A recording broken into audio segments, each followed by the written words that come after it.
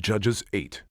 And the men of Ephraim said unto him, Why hast thou served us thus, that thou calledst us not, when thou wentest to fight with the Midianites? And they did chide with him sharply. And he said unto them, What have I done now in comparison of you? Is not the gleaning of the grapes of Ephraim better than the vintage of Abiezer? God hath delivered into your hands the princes of Midian, Oreb and Zeeb. And what was I able to do in comparison of you? Then their anger was abated toward him, when he had said that. And Gideon came to Jordan, and passed over, he and the 300 men that were with him, faint, yet pursuing them.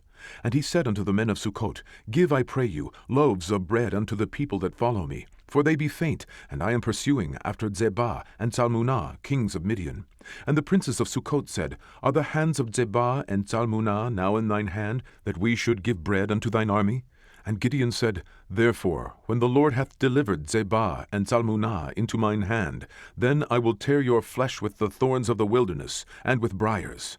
And he went up thence to Penuel, and spake unto them likewise. And the men of Penuel answered him as the men of Succoth had answered him. And he spake also unto the men of Penuel, saying, When I come again in peace, I will break down this tower. Now Zebah and Zalmunna were in Karkor, and their hosts with them, about 15,000 men, all that were left of all the hosts of the children of the east. For there fell 120,000 men that drew sword. And Gideon went up by the way of them that dwelt in tents on the east of Nobah and Jogbehah, and smote the host, for the host was secure. And when Zebah and Zalmunna fled, he pursued after them, and took the 2 kings of Midian, Zebah and Zalmunna, and discomfited all the host. And Gideon the son of Joash returned from battle before the sun was up, and caught a young man of the men of Succoth, and inquired of him. And he described unto him the princes of Succoth, and the elders thereof, even 70 men. And he came unto the men of Succoth, and said, Behold, Zebah and Zalmunna, with whom ye did upbraid me, saying, Are the hands of Zebah and Zalmunna now in thine hand, that we should give bread unto the men that are weary? And he took the elders of the city, and thorns of the wilderness, and briars, and with them he taught the men of Succoth. And he beat down the tower of Penuel, and slew the men of the city.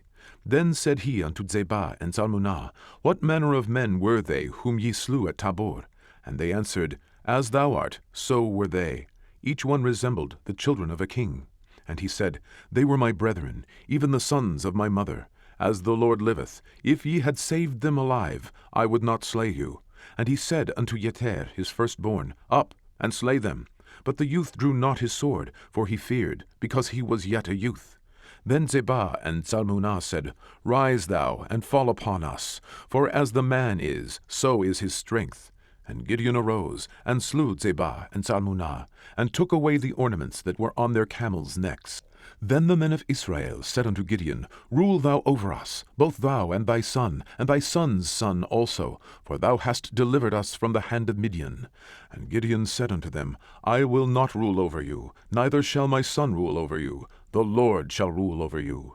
And Gideon said unto them, I would desire a request of you, that ye would give me every man the earrings of his prey. For they had golden earrings, because they were Ishmaelites. And they answered, We will willingly give them. And they spread a garment, and did cast therein every man the earrings of his prey. And the weight of the golden earrings that he requested was 1,700 shekels of gold, beside ornaments, and collars, and purple raiment that was on the kings of Midian, and beside the chains that were about their camels' necks.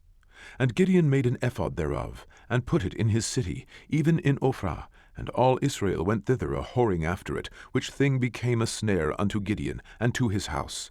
Thus was Midian subdued before the children of Israel, so that they lifted up their heads no more, and the country was in quietness 40 years in the days of Gideon. And Jerubbaal the son of Joash went and dwelt in his own house. And Gideon had 70 sons of his body begotten, for he had many wives.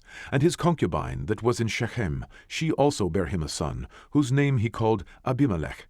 And Gideon the son of Joash died in a good old age, and was buried in the sepulchre of Joash his father, in Ophrah of the Abiezrites. And it came to pass, as soon as Gideon was dead, that the children of Israel turned again, and went a-whoring after Baalim, and made Baal Berith their god. And the children of Israel remembered not the Lord their God, who had delivered them out of the hands of all their enemies on every side.